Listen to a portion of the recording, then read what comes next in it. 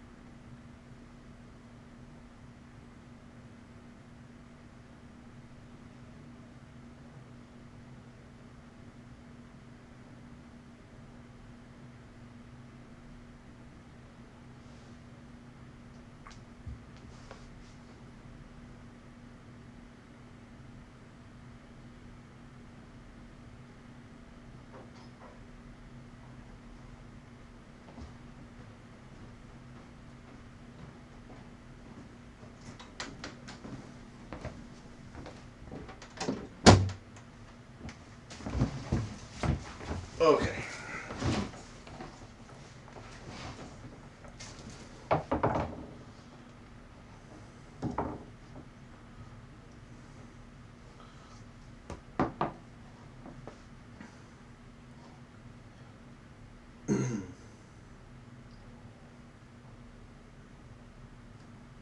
Do you go live and then hit me with the link, or do you have the link? We're live, and I'm about to hit you with the link. Cool. We're live right now. We are. We're live, like, on the preloading. I have it on that loading screen I was Yeah. So our voices are live. Oh, okay. As we set up. Sweet. Which I am now sending you the link. Bing, bang, boom.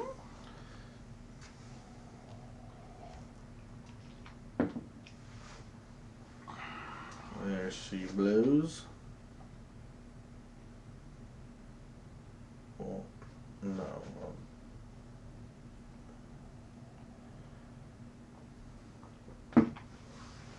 Copy.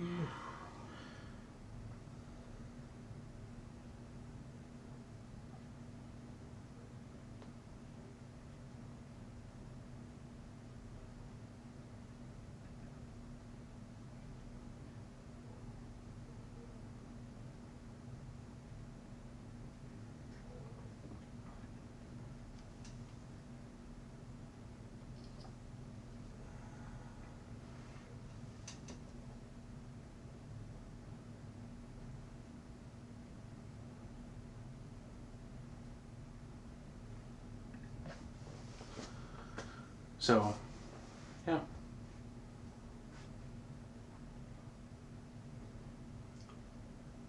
And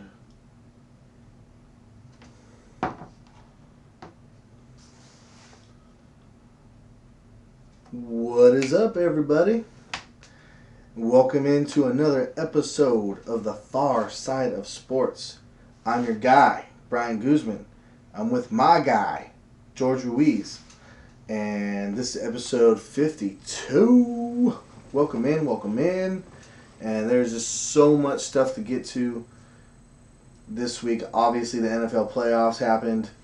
We have the Astros doing their best Patriot imitation, and other fun stories that I will talk about. But obviously, I want to get into first the NFL playoffs.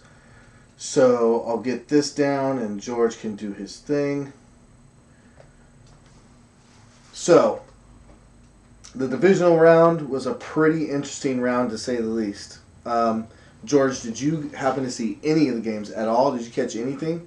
No. No. Not So zero. Not zero. a second. Nope. So I'll get my Niners out of the way because I just feel like of the remaining teams left, we are the best team. Period. And I tried to switch the screen over to have you be big and the computer be little. And it was just But then it ended up being like my face for a second in some weird other frame. It was very weird. No, okay. So For sure. anyway. You're like, oh, nope, go back. Not go that. back. All right. Anyway, so I'll start with my 49ers, and I actually wore the Cactus Jack shirt because of, there's a saying amongst fans. It's bang, bang, Niner gang. Okay. E40 actually made a song called Niner Gang, and bang, bang, Niner Gang. Anyway, so. All right. So, bang, bang, right? That's Cactus Jack's, little catchphrase, bang, Right. bang, with the little guns, Yeah, with the right? guns. Yeah. So, we pulled it out against the Vikings. Actually, we dominated them. We beat them 27-10, but the score really wasn't that close. If it wasn't for 2 mistakes that we made, I don't think Minnesota scores a single point in that game. Maximize your window. Maximize my window? Yeah. I don't think they score a single point against us if we don't make 2 mistakes. One mistake by Akil Witherspoon. He turns and he looks for the ball, and he realizes the ball's underthrown, and he goes. I think what happens is when he goes to try to stop and plant his leg in the ground to stop and get his momentum to go back toward where the ball is, he just fumbles over himself. He trips and falls, and it seems like it's just been going that way for him every single week since he's been back from his injury. Okay. He started out, so to give you some context, George, just so you kind of understand the story a little bit more, Akil Witherspoon is a guy we drafted a couple years ago in the 3rd round.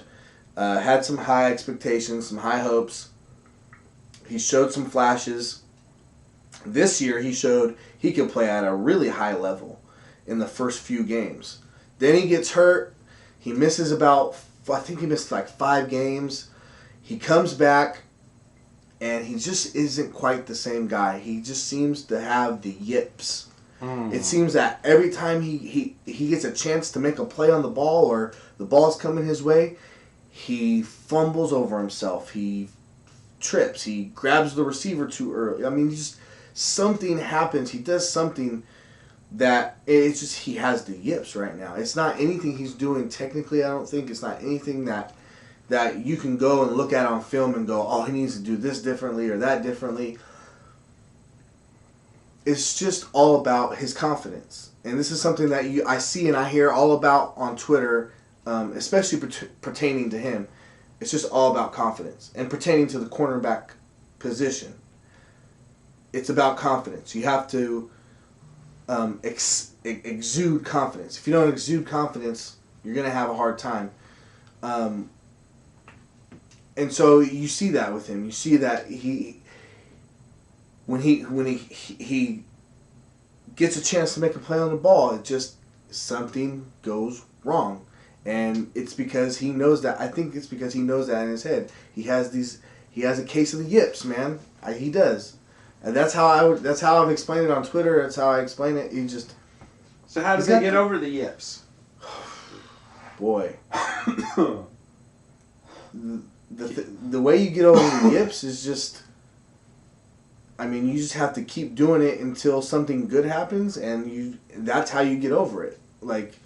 To me, when I had a case of yips, and it's just like, man, something has to go good, because it's not anything mechanically you're doing wrong. It's not anything You're just that not clicked into the groove. You're just not in a groove. Mentally, your brain isn't connecting with your body. Yeah. That's the yips. Yeah. Your brain isn't connecting with your body. He's back to where he should be health-wise. Absolutely. He's just not performing. He's just not... I don't even want to say he's not performing, because like I said, it's not anything... He's not, getting burned. He fell down and Diggs just went up for the ball and was able to run into the end zone. You know what I mean? He was clumsy. Yeah. There's just been a lot of plays since he's come back where he's just been clumsy. clumsy as fuck. I feel that. And to me, it's his brain not connecting with his body. It's the yips. Yeah. I describe that as the yips. Something's going wrong. We don't know what it is. Right. He's there. He can make a play. He just fell down. Yeah. It's like, it's one of those things. But unfortunately for him, the team is in a position where we can't afford you to just keep going out there and work through it. It's coming to the end of the season here. We're trying to clinch this shit. We're trying to win. We're going for something here. Right. We're going to Florida. We're in striking distance. Yeah. We going to Miami. Yeah. You know what I'm saying? We're more Will Smith fans. Bienvenidos. Yeah. You know what I mean? South Beach, all that good shit. No, I don't think Miami. It's Miami Gardens. Miami Gardens, Florida. So the Hard Rock Stadium. At Hard Rock Stadium, that's where the Super Bowl is being held. That's where we're trying to get to. So we just don't have time for him to work through it. That doesn't mean he's not going to be on the team next year. I think he needs to just take a back seat, play special teams, help the team in other ways, come back next offseason, and try to get your starting job back. Yeah. For this year, for right now, he's lost it. We cannot afford to have those type of mistakes where you're just falling down over yourself and the other team scoring these easy touchdowns. Yeah. You just can't have it. But regardless, and this is where one of my good friends gave Shanahan a lot of credit for being able to pull the hook on him, put in Emmanuel Mosley, his backup, who, when he was out with an injury, Mosley came in and played really, really well. Has been up and down since Witherspoon has been back trying to get the starting job back, but he's the better option by far right now. Okay. I can at least trust him to not just fall over, and let the receiver walk in for a touchdown. Mm-hmm. So, the only thing I'll say about my team is that when we're fully healthy, when that defense is fully healthy, you remember what I said about our defense earlier on in the year? They can win any game. We can win any game we're in because that defense is going to stifle you. It's going to suffocate you. Mm-hmm. I should have brought this up so you could see it, George, but I made a video because, we've been talking about now that I have this phone, there's no excuses. Like, content needs to be coming out of me a lot more. Oh, yeah. So I've been doing that, right? I've been making steps in that direction. You still got that little grippy thing I gave you? Yeah, I did. But I made a video. I went on, I made a different type of video where I just took a snippet of a movie clip and I said this, and I posted it out on my Twitter at @bguzman15. Cheap plug. I am wearing a McFoley t-shirt after all. Anyway, so my WWE fans know what I'm talking about. So where was I at? Now I completely lost. You made that lost. clip on that. I made the clip about this is what I hear in my head when I think about our defense, and it's Michael Caine explaining, as Alfred explaining to Christian Bale, Batman, about Bane. Like, look at the ferocity. Look at it. That's the power of belief. I see the power of belief. That is that little 12-second snippet. That is what I hear when I think about that defense. What are you going to do when you have to go up against them? What are you going to do? Right. He says, what does Batman say? I'll fight harder. I always have. Look at the training, the ferocity, the speed. I see the power of belief. Uh-huh. It just fucking hits me, dude, in the soul. That's the power of belief. That defense is the power of belief. All right. That defense, when it's healthy, when everybody is there, D Ford, Nick Bosa, Quan Alexander, everybody, top to bottom, Jaquiski Tartt, Jimmy Ward, Richard Sherman. Ooh, it is nasty. And D Ford and Nick Bosa, the Bash Brothers, I don't know why people haven't fucking put that together yet. They're the Bash Brothers because when they're on the field together and rushing the passer, they they cave the pocket on guys. They suffocate you. They do not let you breathe. In Rocky, you remember Rocky? Don't let that bastard breathe. Mm-hmm. They don't let you breathe.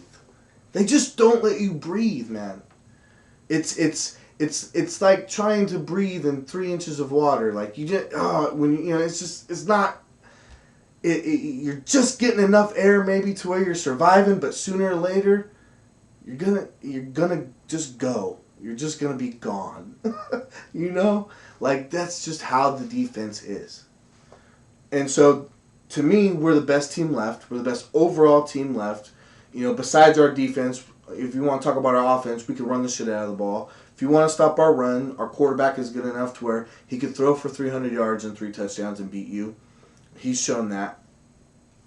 Right. We're the most complete team. Kansas City has a better offense than ours, way better offense. They have the best offense left in the entire thing, right? But their defense is not shit compared to ours. Their special teams is okay. I think our special teams is overall better. Our coverage is better. The Packers, they're probably the third best team. Their defense is pretty good, but their offense is here and there. They're good, but they got Aaron Rodgers, so that helps them get over the hump in a lot of games. The Titans, who are probably the most underrated team at this point, but what they've done so far in the playoffs. So I'll get off my Niners and I'll move on to the rest of the games because I do want to get to this Ravens-Texans game, or Titans-Ravens game. As you're talking about them, scroll them up. You see the line where it says divisional round? Yeah. I can't see the pictures for them on the left-hand side of the teams. Does that make sense? Like, I couldn't see Titans and Ravens until you just scrolled it up. Is that better? Yeah. Basically, scroll it up to where it is now for each round as you're doing it. Okay, cool. All right. So, here we go. So, Titans, Ravens. Now, this was a surprise because I would have thought that this was a game I would have showed someone like you, George, someone who doesn't know football, who would, because I thought there would be a lot of big plays on both sides, because I thought Derrick Henry would rip off a lot of big runs, but I thought the Ravens, Lamar Jackson and that crew, what they've done all year long, number one scoring offense. But this is what that game ultimately boiled down to. Right now, Tennessee is a buzzsaw. Derrick Henry is unlike anything that I've ever seen in my lifetime. I'm pretty sure a lot of people who are twice my age would agree. But they're just a buzzsaw right now. Their defense is really good. They play assignment football. They're gonna, make you have to go off script, or off rhythm. Okay. If you want to know what that means, George, it just means that the quarterback isn't going to be able to throw the ball when he wants to. He's going to have to probably move around in the pocket and buy time and wait for someone on the defense to get out of position or someone in the offense to run open, or it's just you're getting them off script, not on rhythm. Right.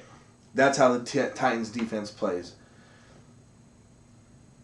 But the Ravens have been the number one defense or the number one offense all year long.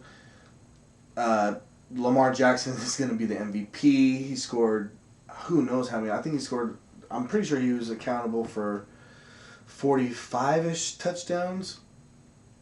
He passed for 30-something. I know that for sure. Wow. Just off the chart numbers. Off the chart numbers. They beat him by 16. It was 28-12. They were in Baltimore. So Baltimore was at home with the number one scoring, but really it boils down to this. That Ravens team had 3 weeks off. If there's anything that we've learned in the history of the league, in the history of the NFL, it's that when you have a high-powered offense like that, and how I just talked about taking the offense out of rhythm or off script, When you take that high-powered of an offense and everything's clicking and you can't do anything wrong and you're scoring 30, 40 points a game, and all of a sudden you manually shut off the switch and shut it down and say we're gonna try to pick it back up again in 3 weeks. Right. That's not realistic. And I'm surprised that Harbaugh, the coach of the Ravens, John Harbaugh, I'm surprised he went with that strategy. I'm surprised he didn't just keep playing his players that last week of the season. Because that's what he did. So you take the last week of the season off because you have everything sewn up already. Number 1 seed, home field throughout the playoffs, your division, everything. Checks all the boxes. Got it all taken care of. So you took that last week off. So now all your starters don't play that week. Then they don't play wild card week. And then they have the whole next week to get... So you have 3 whole weeks off of not playing any real football. Right. And to just expect your team... It doesn't work. That doesn't work. If you have a high-octane, superpower offense like that, and you're clicking and you're rolling and you're going and it's on rhythm and you don't stop. Because once you stop, then you got to try to find it again and get ramped up. It's just, it's hard to do. It's hard to do. Yeah. When you got team, especially when you face a team like Tennessee, who's a buzzsaw, who's the exact opposite of, kickback. They're where you were 3 weeks ago. They're on a fucking rolling rhythm, kicking down people's fucking teeth. Yeah. Derrick Henry, that guy is so humongous. Eric Dickerson, who is one of the bigger running backs to ever play in the history of football, he's a Hall of Famer. He's big. He was, like I said, he's one of the biggest running backs ever. He said Derrick Henry is unbelievably big and bigger than what he was when he played. Wow. He said he has to be about 6'5", 260, and he plays running back. That's what defensive ends, those are the metrics for a defensive end. A running back? I could not, I could not imagine trying to tackle a human being that big who runs that fast. Because he's fast too. He's fast for that being that big. Now there's been guys like Jerome Bettis, but Jerome Bettis was like 5'11", 260, 250. Maybe 6 foot. I doubt he was that tall though. Right. Definitely 5'11", 5'10", 250, 260. They called him the Bus. One of the best nicknames ever. What's this new big guy's name? Derrick Henry. Derrick Henry. Unbelievable specimen. And right now they're just running through teams like paper mache. Just running through teams. Bullying them. Just power football. They've only thrown the ball in 2 playoff games. I want to say they've only thrown the ball 18 times. Like less than 20 times. He's on the Titans. Yeah, he's on the Titans. Okay, hold on. He's enormous. He's enormous. It's a true marvel. It's a true marvel of the game. A lot like Michael Vick was a marvel. A lot like Randy Moss was a marvel. A lot like Barry Sanders was a marvel. He's a marvel of the game, man. Because of the physical specimen that he is. And now what he's doing in the playoffs. The type of performances he's turning in now are unbelievable. He rushed for 194 yards the other day. Last week. 194 yards. Wow. Whole teams don't run for that much. Okay. All right. Hold on. I'm pulling something up real quick because I can. I'm going to add an image here. This is Derrick Henry standing next to Deion Lewis. Deion Lewis. That's Dion Lewis great. is 5'8". Yeah, so And it's y'all like my can size. see this photo. You've seen that. You already I've seen this seen it, photo. yeah. He is a large man. That's very large. nuts. All right. So large that other large men are like, damn, he's big. Yeah. Like, you know what I mean? He's a little closer to us in this photo. For the record, if you look at his feet, he's a couple feet closer to us in this photo, but still, he's just a massive human. Giant guy. Yeah. He really is. He really is. Okay. But so right now they're on a magical run right now. They're playing with house money. They're like I said, they're probably just loose and free and just they believe right now. Talk about power of belief when talking about earlier. Right now they believe. They believe deep in Derrick Henry. They believe deep in Mike Vrabel. They believe. I mean, 28-12. They believe deep that's a good match. and it's their destiny right now. Right. You know what I mean? Because we're finally gonna make it. They go to New England and beat Tom Brady and the Patriots, the evil empire, the dynasty. Right. They may have ended it. They could have ended it. Brady might not play there next year. Belichick might not coach there. They might have fucked up the dynasty. Then they go to Baltimore, where no one expected them to win. Oh, that's great. They beat New England. The magic carpet ride. It's gonna get dashed. Not to be the case. The Ravens couldn't overcome that 3 week, and here we are.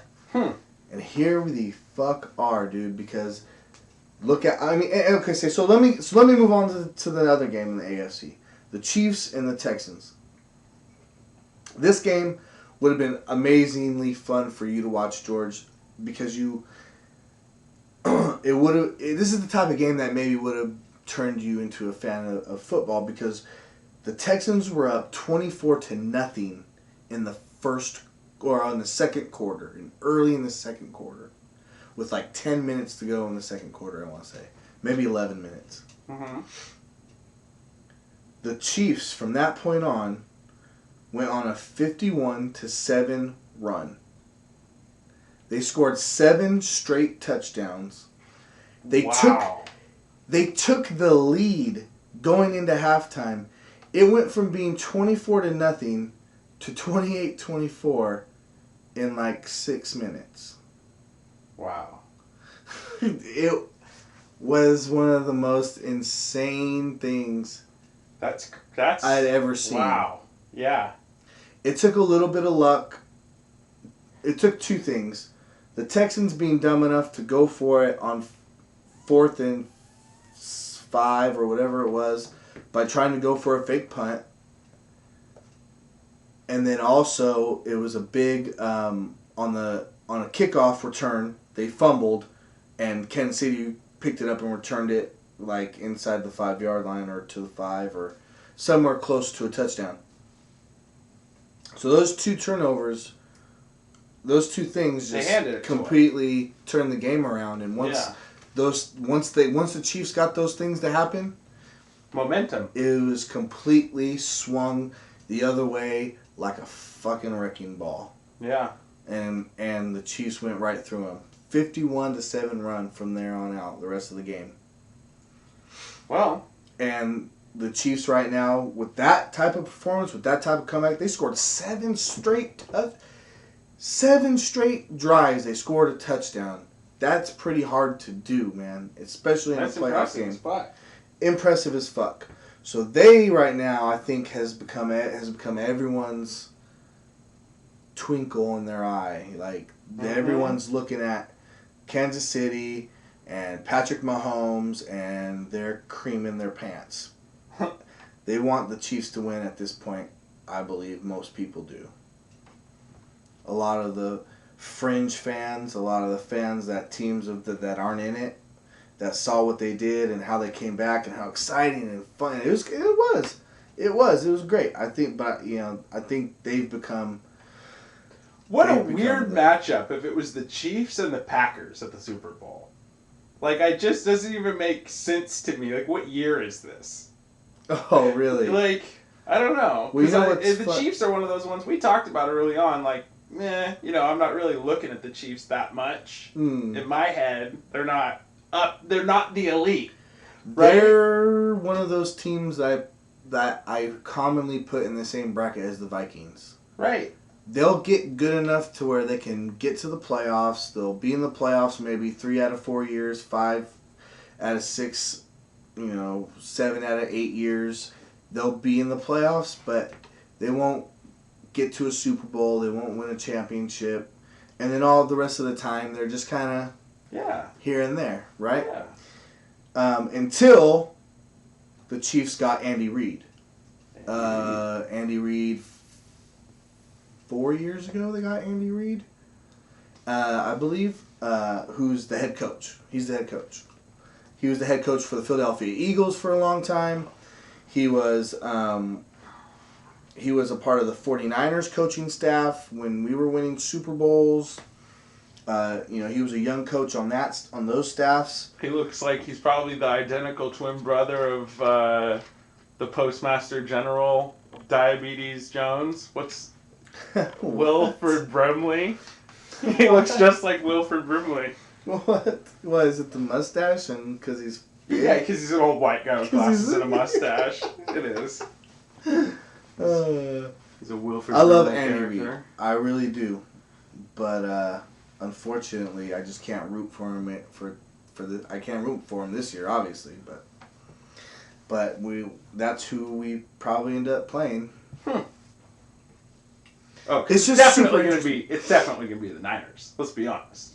Yeah, I'm pretty confident that we're going to win. I don't want to get hella crazy and go, oh yeah, it's definite. We're going to sweep them. Whoa, yeah, whoa. That's a different sport. No, yeah, I don't want to sit here and be like, we're going to win by 3 touchdowns and we're going to, stomp their face in the dirt. And I'm not about that anyway, even if I actually thought that. Right. Because in the regular are a good team right now. No, I'm talking about the Packers. You asked about the Packers. Oh, yeah. Packers. That's right. Yeah. Packers. Well, because you said it's definitely going to be... Yeah. Because you said it's definitely going to be the Niners. So I was like, well, we'll play the Packers, and I'm pretty sure we're going to take care of the Packers. I'm confident we're going to take care of the Packers. Yeah. But, I mean, because we played the Packers earlier in the year. We beat them 37-8. Just saying. Just saying. And I'm also just saying it's not going to be that big of a beatdown this time around either. Definitely not. I mean, they have Aaron Rodgers. They have pieces. Their defense is pretty solid. They can get after the quarterback. It's not, it's not just some smooth-ass ride, but I'm pretty sure we get it done. If I had to guess, I would say if I had to put a score on it, I'll say 28-24. That's for this Packers game here on the 19th? Correct. Okay. Ooh, I have a chance to win tickets to that game. Oh, is it here? It's yeah. Nice. Yeah, we're the number 1 seed, so road to the Super Bowl goes through Santa Clara, San Francisco. Wah, wah. Wah, wah. Anyway, so Matt Breida, the running back for the Niners, put out on Twitter, hey, I got 2 tickets to the game. All you have to do is follow me, like this tweet, retweet it, and comment below about why you're a 49ers fan or whatever, your fandom. He out here trying to get engagement on Twitter. Right? He's like, hit me up! Dude, he got Shoot me 10 DMs! He probably had, at the time, last time I looked at it, he had 500,000, or he had 5,000 comments. Mm-hmm. 7,000 retweets. Yeah, he had and 12,000 likes. It was a shit ton of engagement, bro.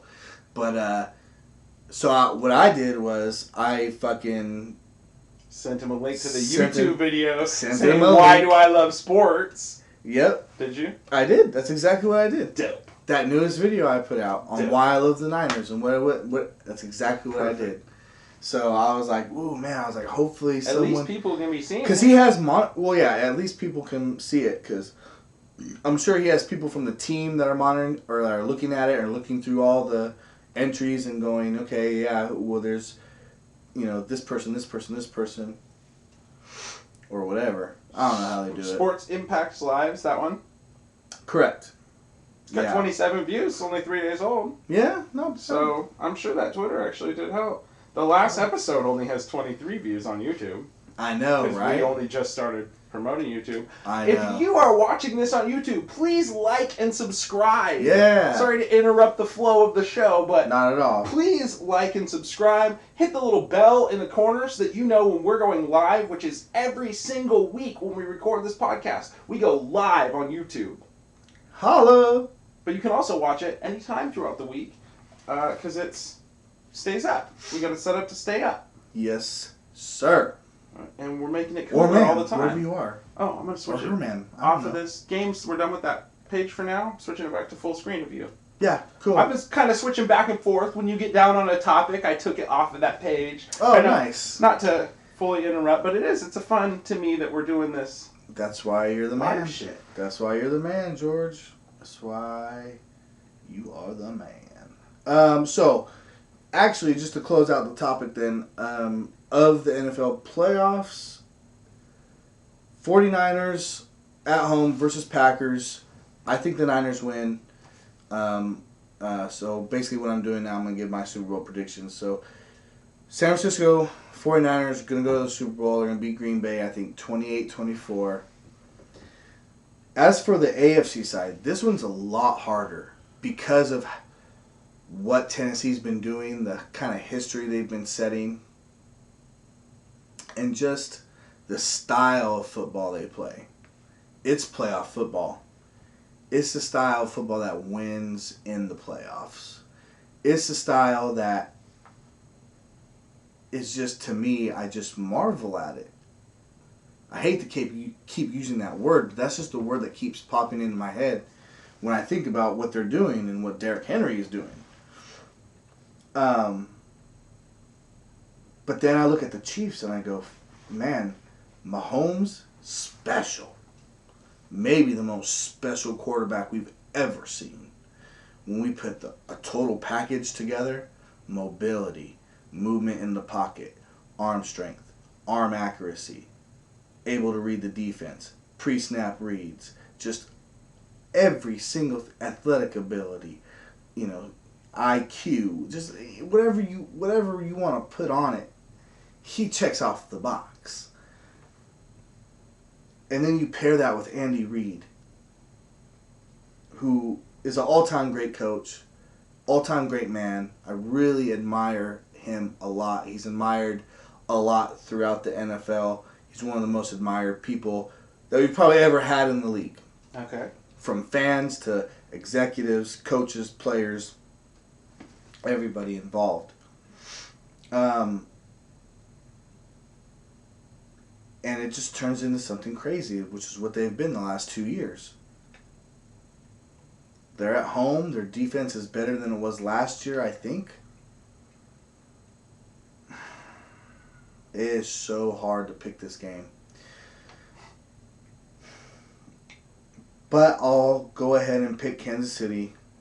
And I think they'll win 27-21. 27-21, and they'll play the 49ers in the Super Bowl in Miami. And I'll give that prediction later. I might be trying to predict two different teams also. So I tuned out for 1 second, and when I came back in, I thought you were predicting that the Vikings were going to win the Super Bowl over the 49ers 27-21. And I was like, what is he saying? What planet am I on right now? No, what? Come on, George. All right. No, okay. That sounds right. I'll allow it. Get your shit together, sir. Yeah, okay. No, 27-21 Chiefs over Titans. Vikings aren't even... To advance. That's the other side. Got it. Yeah. We beat them. That's already done. Yeah, they're done. They're gone. They're out of here. They shouldn't even have scored 10 points. Like I said, I've been through that. Yeah. So, yes, Chiefs. Chiefs over Titans. Over Titans, 27-21. They'll play the Niners in the Super Bowl, I believe, and I'll pick who wins that next week on my show. But I could be trying to predict two different teams also. So right. Who knows? We'll see, right? That's one of the reasons why we love sports. It's really just unpredictable. Never really know. Never really know. So the Hall of Fame this year, because of it's the 100th year of the NFL. This is the 100th centennial year. Mm-hmm. Right? So they're doing special things for the Hall of Fame. Normally the Hall of Fame, only 5 to 7 members get in every year. Well, this year they're doing those 5 to 7, and I think they're doing an additional 20. Okay. To just for a special commemoration. Let's get some guys in that are eligible, but just aren't in, haven't gotten in, whatever. And so Jimmy Johnson. Everyone who's listening who's a football fan knows who Jimmy Johnson is. You don't know who Jimmy Johnson is. But I recognize the name. Jimmy Johnson, he's also a race car driver. But that's a different person entirely. Oh, now I was like, the same dude? That's a different person entirely. But this Jimmy Johnson coached college football at Oklahoma, coached college football at Miami Hurricanes, completely turned the Miami Hurricanes not only around, but into a national powerhouse for many years to come, even after he left. That was all because of Jimmy Johnson. Jimmy Johnson then goes to the Dallas Cowboys, wins back-to-back Super Bowls. That same team that he built, that he put in place, what he did got them in that position and got them that good, got them the great players. He brought in great coaches. The other great coaches that coached with him, I should say. Mm-hmm. Should have been 3, maybe even more. But of course, Jerry Jones, who's the owner of the Cowboys, that's a whole nother story. This is about Jimmy. He's a Hall of Fame coach. I was shocked he wasn't already in the Hall of Fame. I would have bet money. I would have bet my next check he was already in the Hall of Fame. He was not, so they surprised him. So here we go. So this is it. So pull you up. There we go. I can't hear it, but can they hear it? Let me see.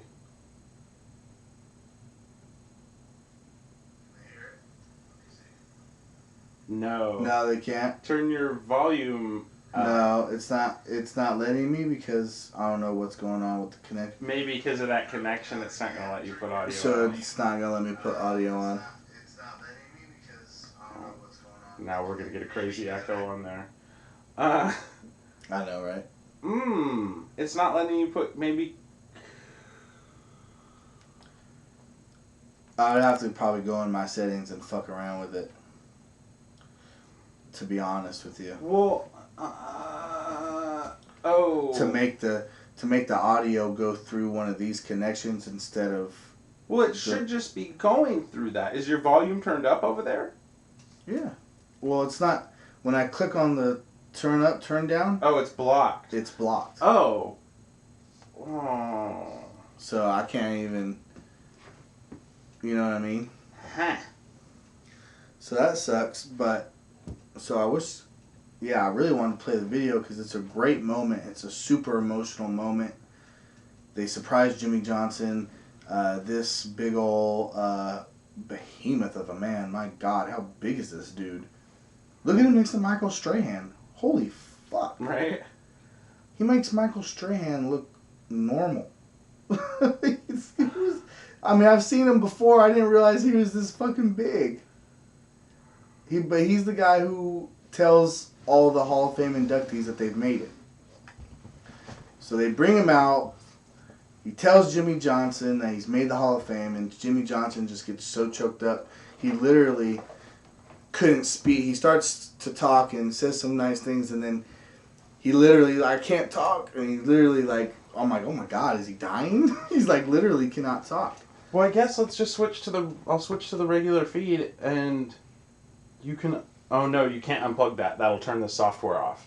Oh yeah, let's not worry about it. Okay. I went through it. I explained it. Sorry. It kind of sucks. We'll have it up. We'll have that figured out next week. Maybe I'll post it up on the website so people can see it if they want to go see the great moment of Jimmy Johnson being told he's We'll put a link to the YouTube in the description for sure. And he's just because it's just and what he says, and it just hits so close to home for me, and it should for a lot of people, because something Jimmy Johnson said was, he goes, just all the work we put in, all the work I put in, and everything that we did. He's like, just to know that people appreciate it. And it's just like, fuck, it just hit so close to home, because it's like, who doesn't feel that way? Regardless of profession or whatever. Yeah. Who doesn't feel like when they're doing their hard work and they're putting everything in themselves into something and they're producing results and good things are happening and they're making a lot of money, they're successful and all this great stuff, right? You know, just to know, everyone just wants to know that their hard work is appreciated. You know? Right. It's just like, oh, man. And it's a great moment, so go check it out. Seriously. That's... And to see how happy that everyone else was for him, that's what made it great. That's another thing that made it great as well. Now, the other side of the coin. Tom Flores, who got snubbed out of the Hall of Fame again this year. So they have, like I said, they had an expanded,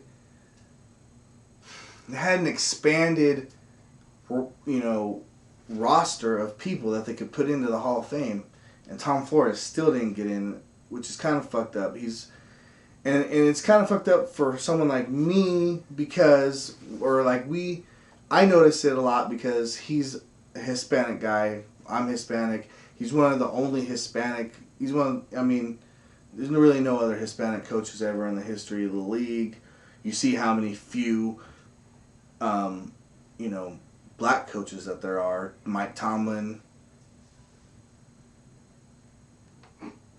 I can't really think of anybody else.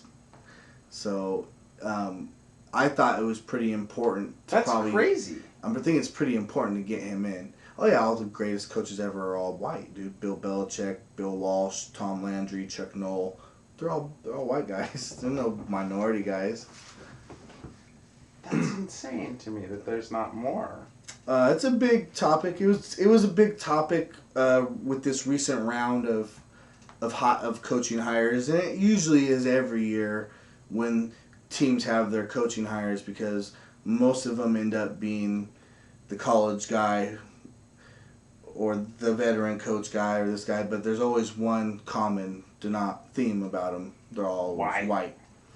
But also, there's what's called the Rooney Rule, which says that you have to interview minority coaches for your job openings. So when a team has a head coaching job open, they're mandated to interview at least one minority coach.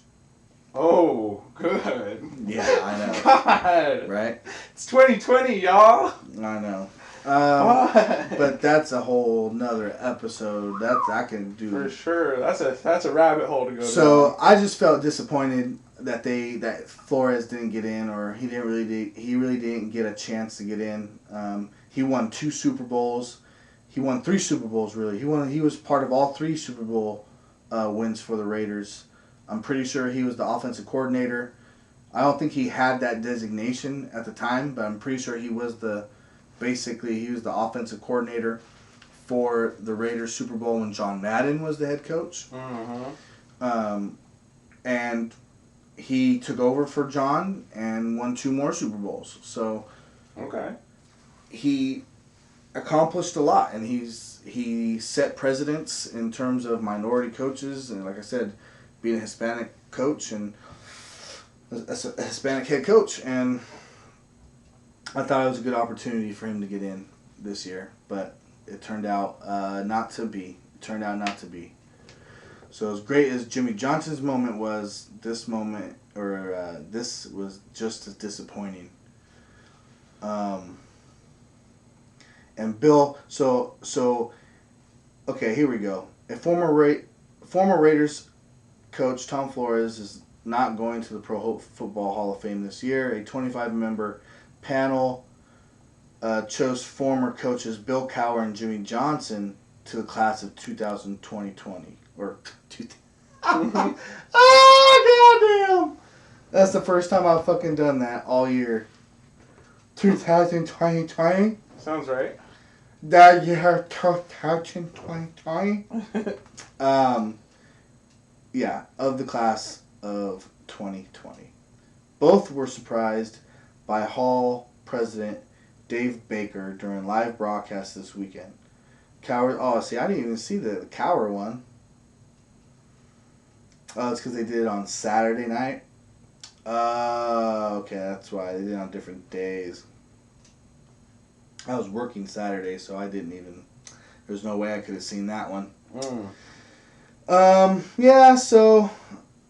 you wish everyone could get in, but I know everyone can't. But it just sucks that he couldn't. This year, maybe in the next few years, maybe. Hopefully while he's still alive. Yeah, seriously. I just thought it was a good opportunity for them to put him in. And now I'm going to move on to some scandal. Dun, dun, dun. That was good placement on that last page, though, because Trump is on a roll. Oh, you see that too? I know. I was like, should I just pick a different page? I'm like, fuck it. Hey, Trump's on a roll, man. And you know what? I blame Trump for why Flores didn't get into the fucking Hall of Fame this year. Fuck yeah. Fuck Trump. Fuck that guy, Trump. He probably said, no, don't let him in. He's a thief and a racist and a rapist. And he's going to steal your job. We keep letting these Mexicans steal our places in Hall of Fames, and when does it end? No. No. But seriously, on to the scandal. Dun dun dun. So the Houston Astros, they were in the World Series this last year. They lost to the Washington Nationals, but 2 years prior they won the World Series. The year in between they were in the ALCS trying to get to the World Series. That's your Achilles tendon? Oh no, that was my shoe actually. No, I was the but I can't do that. ALCS, I was saying. Oh, you motherfucker. Exactly. I'm like, wait, what? No, I'm like, what? No, man. The ALCS. Oh shit. So, the Astros, they got caught stealing signs. Stealing signs is nothing new in baseball. Break that down, because I mean, not a lot of non-sports people, I guess, listen to that, but you said stealing signs to me, and the first thing that came to my mind was like when you're running like a political, right? And you have your boys on your team when they're out putting up signs for you, taking down your opponent's signs. Oh, this motherfucker. Stealing signs, right? No, yeah. This is like when the catcher signals to the pitcher what pitch he's going to throw. Yeah. You're stealing those signs. Yeah. Yeah. Which is crazy. Yeah. To me, that's even so clandestine. It's just not... It's something that has always happened in baseball. Can't the batter see what the... Sometimes. See? Like, isn't he just down there doing it in his crotch? Like... Yeah, Can't I just look down? There's ways to hide it from the batter. Yeah, I'll do it behind your butt. No, I mean there's just ways to hide your fingers. Like, yeah. And and they do it fast, and they do but if they work it out with the pitcher beforehand, they can go as fast as they want. Right, they know all the shapes and stuff. It but seems like it's not that secret. But if you this is where the issue comes in, right? It's the fact that you're able to, when you're recording it, Yeah. and you have it live feed in the fucking dugout. So like, your first at bat in the first inning, you can go back and look and watch them pitch to your teammates until you get back up there again. It can make a difference. Yeah. Some batters don't want that information. Some batters don't want to have to know. I don't want to be thinking about that. Right, exactly. I'm trying to swing at a ball. Right. I'm trying to hit a ball that's watching flying the ball. at me. Right. I'm not trying to anticipate shit except the motion of a ball that I've spent my entire adult life figuring out how it's flying at me so I can hit it. 1,000%. I'm with that crew. I don't need that shit in my brain, fucking my brain up. A lot of guys don't want that information, right? Yeah. So, but a lot of guys, some guys do. Some guys that it helps. I think it's it helps. cheating. I think it would help. Precognition. I think it would help people who don't want the information too. Like yeah, no matter what, I'm saying more likely what somebody's going to throw at you. It's good information. It's cheating. Great. It is 100% It's great information. I don't think it's cheating within the game, like you said. If I am in the batter's box and I'm peeking down, I'm going, oh, and I put something together in my head. That's different, right? Well, that's it's different like screen cheating, than right? Telling on video games. Than telling the camera crew or telling the people in the stadium, hey, or the technical, what would you call those people who work the technical... Like the producers. Yeah, or whatever, like the people who plug in the wires and connect all the stuff together. Right. The technical engineers, to tell all those people to, hey, make a feed from that camera into this TV so we can see the signs. That's devious, my friend. For sure. That's, that's where the line gets crossed, because now you're also... and then I'm pretty sure they taped a lot of games, so now they're going back and they can watch tape and they can look at it over and over and over and over and dissect and gather knowledge in your head. And that's the other thing about stealing signs within the game. Like if I'm on second base and I notice a sign, yeah, man, I'm going to tell my teammate, hey, bro, when he does this or that, or you see him throw up this sign, he's probably going to throw you a slider. Be careful in stalking, you might get shot. Yeah, you careful, bro. You snitching and shit. Throwing signs, my dude. Throwing some signs and shit. Oh, I thought you were talking about snitching. Like, no, I was talking about throwing up signs. All the different signs. Better watch yourself. I'm in the wrong part of town too. For sure. No, but that's... I mean, it's a serious thing. Cheating, but it's like, it's a light cheating. Like I said, you remember playing first-person shooters on the same TV when we were kids? Yes. Screen cheating. That's what I said earlier. Yeah, you don't. It's not really cheating because like, what does it matter what they're looking at unless it's you from behind? You know what I mean? When you see a sign. Right. I definitely feel like it's cheating and it deserves punishment. People were talking about take away the World Series title and take. That's hefty. I'm like, look, man. They still gotta go out there and execute. I could tell. Craig Morton, who is a major league pitcher, ain't the greatest pitcher. Pitched for the Houston Astros during their World Series run. There's some guys that I played with in Cal Mex that are way better at baseball than me. Way better. Right. Craig Morton could tell those people every single pitch that was coming, and they would not be able to fucking hit it. Just because you have the information of it's going to be this pitch doesn't mean you're going to hit it. Right. It just doesn't. It don't work that way. You just have to actually hit it. Yeah. Now, if you know it's coming, sometimes it can be easier. But you could also be wrong. You know? Yeah. I'm pretty sure teams change their signs frequently. Yeah. Which is another reason why it's cheating. Because then you get to record and you get to see, oh, they're doing something different. Well. You know what I mean? Doing something different. I'm saying, nah, they're just changing their codes. Not necessarily teams, different, but different codes. Right. Yeah. Yeah, they're doing something different to convey what they want. Right. And then, okay, well, let's figure this out now. What are they doing here? Okay, he puts the 2 down and then the 1 over, and then he touches his dick head. Okay, and then he goes over to the left thigh. Oh, the groin. Okay. Turns out 3/4 of this is just catchers have real itchy crotches. They've just been guessing. Extremely itchy. They've just been guessing this whole no time. idea. Wrong. Yeah. Real itchy. So it's definitely an issue, but I think firing the manager and firing the GM was probably a bit harsh. Is that what they did? Yeah, that's what the team decided to do. The owner. The league had decided to suspend them both a year. So this whole next year they were going to have to sit out. Well, the owner said, well, forget all that. I'm not trying to have a manager and a fucking... Yeah, I'm not trying to have those guys on my payroll that they can't do shit. I'll bet you he knew about it. The owner.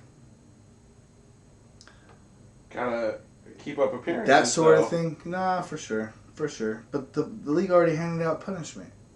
Yeah. Maybe he was more pissed off that... Because it was hefty punishment.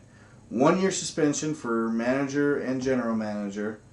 They got their first round and second round draft picks stripped away for this year and next year. The franchise itself was fined $5 million, which is an exorbitant... It's a crazy amount for a fine, even for a franchise. What else? I think that's it. But I mean, that's hefty. Boy. If I was a general manager and the owner and I didn't know, yeah, I would. Maybe. I'd be pissed. Yeah, because now I'd be so pissed. It just brings into question integrity about everything and everyone. Yeah. But also, if I'm the investors or whoever else owns that company with him. What about advertisers? And advertisers. Well, I'm saying especially people who own that with him. He has to kick those dudes to the curb. I'm saying because I'm not going to keep them on my payroll for whatever $1 million I'm paying them. Sure. For a year for them to do jack shit because they got suspended for doing this thing. Whether I was involved or not, the investors need to see that we're not going to give them money for having fucked us all this. Sure, I definitely. It sucks, but I get it. Tim Kirchin, a baseball journalist on ESPN. He's been on ESPN for as long as I can remember, since I've been a kid, almost probably over 20 years. He had a very interesting point that he thinks this is a larger problem in baseball where we're getting these high-tech nerdy types that are all into analytics. They're all about numbers and analytics, and they think that they are inventing something that people are doing stuff that people have never seen or done before. They think they're basically, he was saying they're getting too big for their britches. Mm-hmm. And now they're starting to do all this they're starting to expand technology in baseball, right? More and more technology across really all sports. Right. But baseball is such a traditional game, it's kind of hard.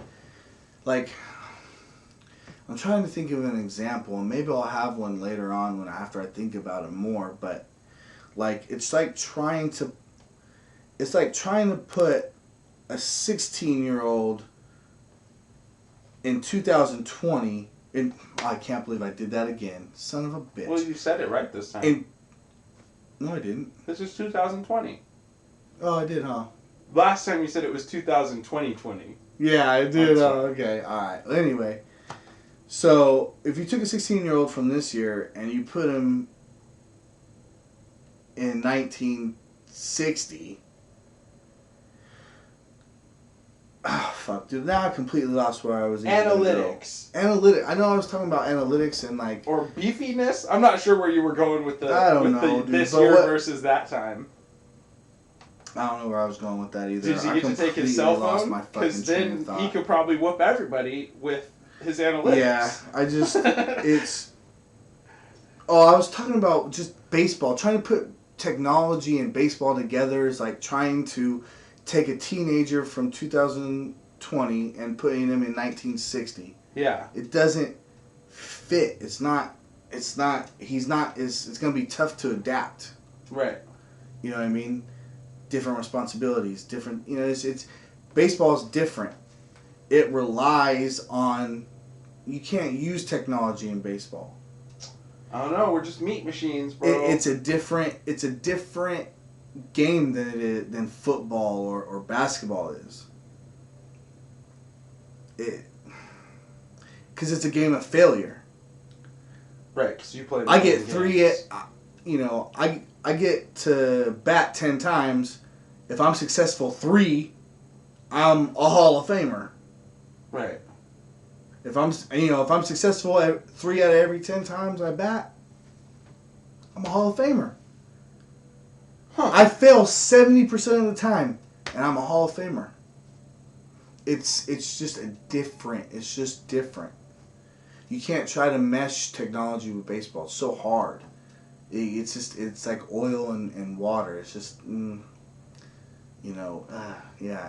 it's not. It's tough. It's tough.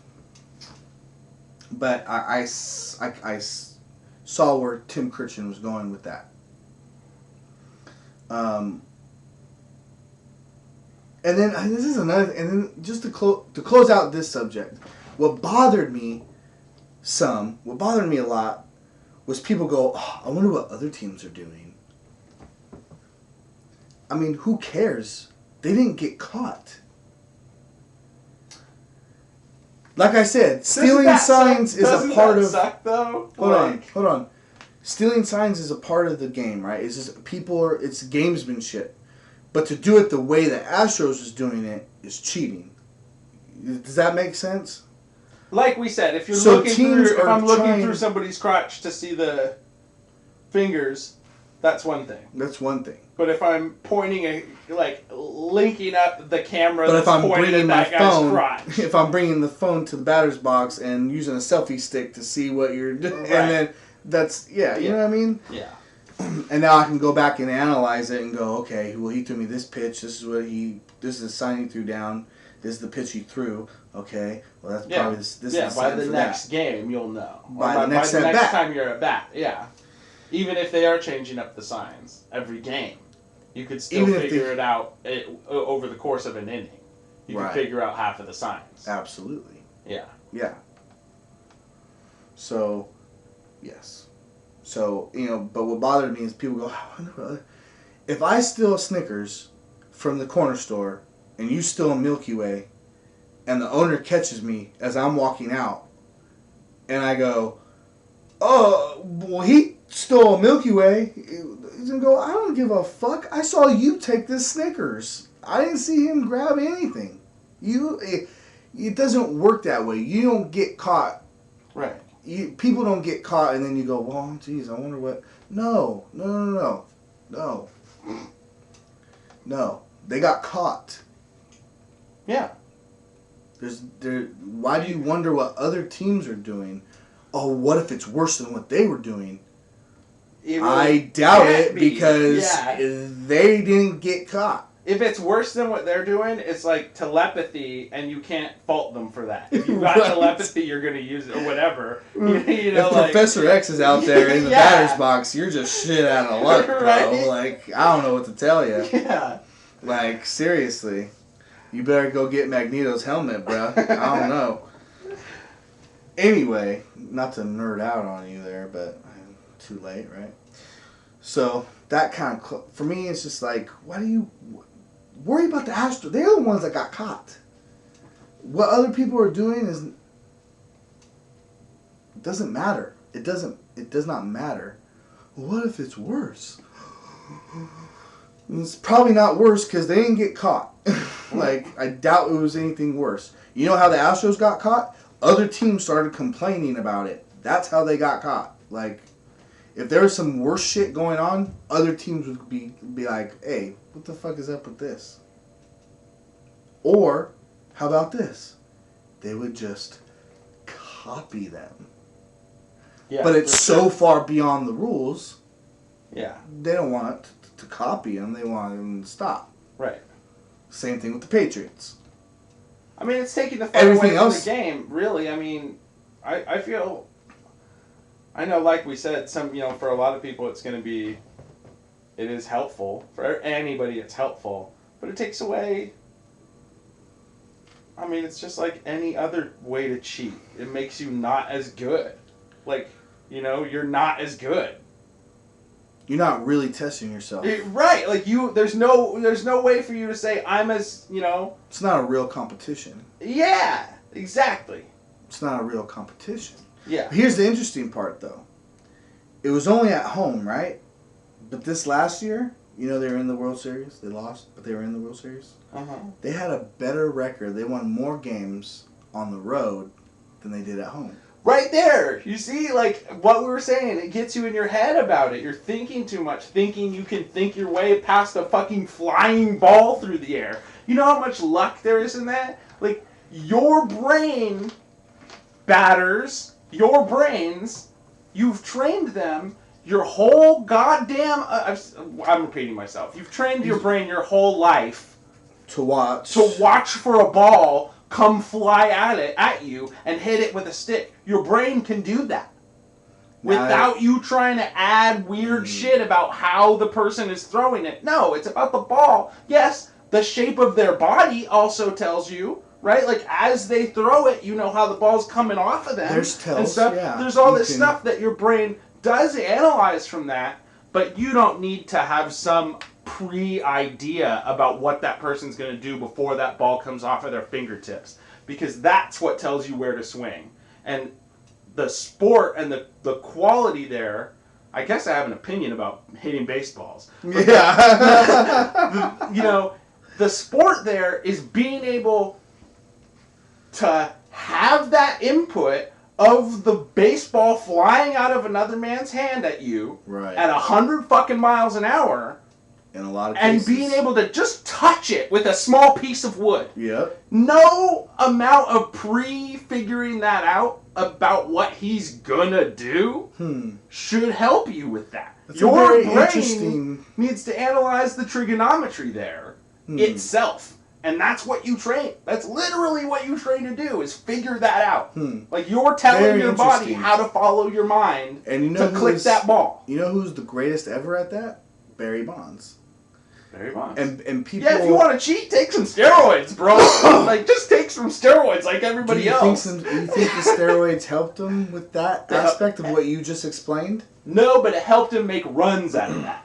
That's what I'm saying. It helped him. Helped him make runs? Make runs. What do you mean? Because he could put it out into the middle of nowhere. Yeah, I mean, he could do that before the steroids. Though. Yeah, but then he could do that every goddamn time, bro. Like, he could, I mean, he could have did it. But I mean, I feel you for sure. Like, he could hit. He could I already just want hit. people to understand what you just explained. That's all. Yeah. And you know what? We're up at like a minute 8, I think, or a minute 8. Jesus Christ, what was wrong with my brain? We're at an hour, almost an hour and 10 minutes. So, did you want to hit the Conor McGregor-Cerrone UFC fight this weekend real quick? Go for it. Or did you... I mean, it's just an interesting fight because they're both strikers. They're both going to want to stand and bang. Conor has the big left hand. Cerrone's a great kickboxer, great boxer. It's going to be fun. I hope people tune in to watch it. I know I'm going to watch it. You go to ESPN, get ESPN Plus, buy the pay-per-view, all that good stuff, and check this. The card itself is a little bleh. Holly Holm is always a good fighter to watch. She's exciting. She's a great kickboxer. She's fighting Raquel Pennington. If you're in the area, if you're local to us, which I imagine a lot of the people listening are, and you want a place to watch this show where you don't have to pay for it, you can go to Straw Hat Pizza of Manteca, where Is that right? They put up every pay-per-view, every UFC pay-per-view goes on the big screen at the Straw Hat Pizza Manteca. All right, well, there you go. George dropping the hammer with the hookup. Yeah. So and family friendly. If you want to go check out UFC 246, McGregor versus Cowboy, Yeah, hit up in your local. You live in Stockton, your local here, Manteca, Lodi, whatever. Hit up the Straw Hat in Manteca. Yeah. Hit up the Straw Hat in Manteca. They'll be showing the fights. Shit, I might go there. Shit, little free promotion for my buddy. Hell yeah, definitely. So yeah, McGregor, Don Cerrone. It's gonna be fireworks. It's gonna be a fun fight. Oh, that's gonna be back and bash forth. him up. It's yeah, gonna be for sure. That's gonna be great. It'll probably end in a knockout. I would say God. second or third round. Yeah, probably. Yeah, probably. I don't see it going the distance. I just see both guys. I mean, Cerrone has really great ground game, but never uses it. Never really wants to use it, from what I see in a lot of his fights, especially his last 4, 5, 6 fights. So he's got good ground game, but it depends who you're fighting. Yeah. I mean, I think this would be the fight to try to bring it out, but I just don't think he's going to. It's not him. I don't know why. He just doesn't do it. Yeah. He'd rather stand and bang and try to knock you out. It's just what he does. He has more fun that way, I think. I think he would tell it that way, too.